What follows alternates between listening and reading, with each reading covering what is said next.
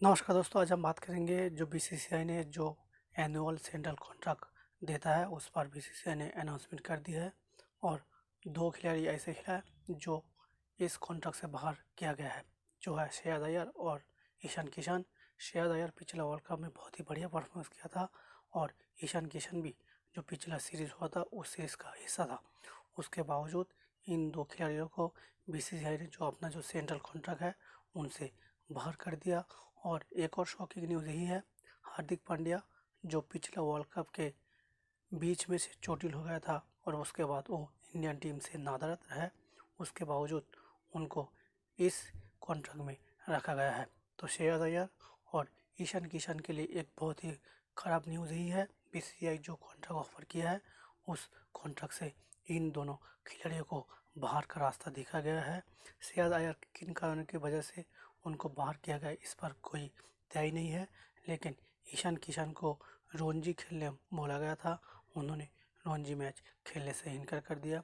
उसके बदौलत उनको इस कॉन्ट्रैक्ट से बाहर कर दिया गया है। तो बीसीसीआई ने जो कॉन्ट्रैक्ट अनाउंसमेंट किया है उस कॉन्ट्रैक्ट की बात करो तो ग्रुप ए प्लस में रखा गया 4 खिलाड़ी है, जिनमें से कैप्टन रोहित शर्मा शामिल है, विराट कोहली है, जसप्रीत बुमराह और रविंद्र जडेजा को इस ए प्लस कैटेगरी में रखा गया है।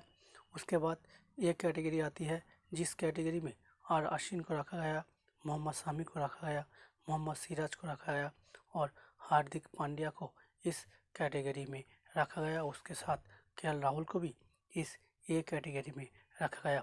उसके बाद बी कैटेगरी आई जो एक शानदार लॉट है और इन कैटेगरी में बहुत सारा जो उभरते हुए सितारे हैं उनको रखा गया है, जैसे कुलदीप यादव है, सूर्य कुमार यादव है, शुभमन गिल को भी इस कैटेगरी में रखा गया, यशस्वी जायसवाल को इस कैटेगरी में रखा गया है और उसके साथ जो कुलदीप यादव है उसको भी रखा गया, अक्षर पटेल को भी इस बी कैटेगरी में रखा गया है। तो एक बहुत ही बढ़िया और शानदार बात है इन सारे यंग खिलाड़ियों के लिए।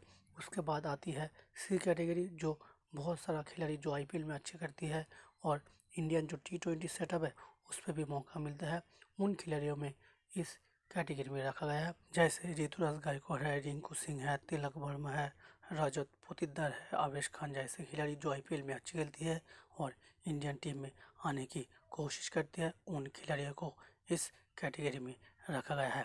इस कैटेगरी में आने के लिए मिनिमम आपको 3 टेस्ट मैच, 8 ओडीआई या फिर 10 टी20 मैच खेलना जरूरी है। इनमें से अगर आप कोई भी एक टारगेट अचीव करते हैं तो इंडियन टीम में जरूर जो सेंट्रल कॉन्ट्रैक्ट है उस पर मौका मिलेगी।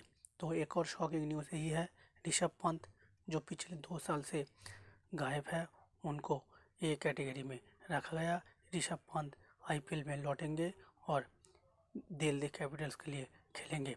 तो हार्दिक पांड्या भी पिछले 6 महीने से चोटिल है, उनको भी इस कॉन्ट्रैक्ट में रखा गया है। हार्दिक पांड्या से बीसीसीआई की बात हुई है और उन्होंने बहुत सारा कमिटमेंट भी किया है, तो इसीलिए बीसीसीआई ने हार्दिक पांड्या को कॉन्ट्रैक्ट में रखा गया है और ईशान किशन और श्रेयस अय्यर को इस कॉन्ट्रैक्ट से बाहर का रास्ता देखा गया है। ईशान किशन के ऊपर बीसीसीआई की जो बोर्ड सभापति या फिर जो कोच है वो काफ़ी ज़्यादा नाराज़ है और उनको रणजी मैच खेलने के लिए बोला गया था, उन्होंने रणजी मैच खेलने से इनकार कर दिया। तो बीसीसीआई जो अपना जो सेंट्रल कॉन्ट्रैक्ट है उस कॉन्ट्रैक्ट का अनाउंसमेंट कर दी गई है और उस कॉन्ट्रैक्ट में 2 खिलाड़ी ऐसे हैं जो बहुत ही बड़ा नाम होने बावजूद उनको इस कॉन्ट्रैक्ट में नहीं लिया गया और उनको बाहर का रास्ता दिखा दी गई है। तो ये रहा बीसीसीआई की सेंट्रल कॉन्ट्रैक्ट के ऊपर वीडियो। अगर आपको वीडियो अच्छी लगी लाइक करो, शेयर करो, कमेंट करो और सबसे ज़्यादा इस चैनल को सब्सक्राइब करो। बाय।